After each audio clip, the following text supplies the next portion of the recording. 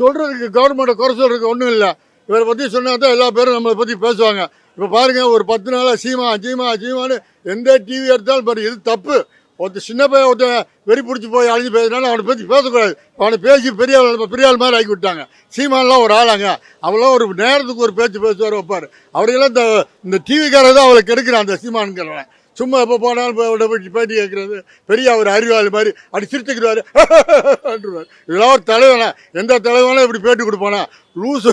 ஒரு பைத்தியக்காரத்தை போய் பேட்டி எடுங்க, அப்படித்தான் பேசுவான். பைத்தியக்காரன் சீமான ஒன்று. தமிழ்நாட்டில் இந்த பைத்தியக்காரனுக்கு இந்த டிவிக்காரன் முக்கியத்துவம் கொடுக்கூடாது. நல்லா அறிவாக பேசுறியா, மரியாதையை பேசுறியா, அவர்கிட்ட போய் பேட்டி எடுங்க. கிறுக்குத்தனமாக நாட்டு மக்களை தூண்டுறது, ஜாதி வெறியை உண்டு பண்ணுறது, அந்த மாதிரி அப்படிலாம் போய் இந்த டிவிக்காரன் பேட்டியே எடுக்கக்கூடாது. தமிழ்நாட்டு மக்கள் அது ரொம்ப இருக்கிறாங்க. இந்த ஒரு வாரம் எப்போ பாருங்க இந்த சீமா அப்படி பேசுறாரு, பெரியாரை பற்றி பேசுறாரு. பெரியார் இறந்தே 50 வருஷத்துக்கு மேலே ஆகிப்போகுது. அவர் போய் ஒரு தலைவர் அப்படி பேசலாமா? தமிழ்நாடு மக்கள் அதெல்லாம் விரும்ப மாட்டாங்க. பாருங்க, இந்த எலெக்ஷன்ல சீமானு ஒண்ணுமே இருக்க மாட்டார் பாருங்க.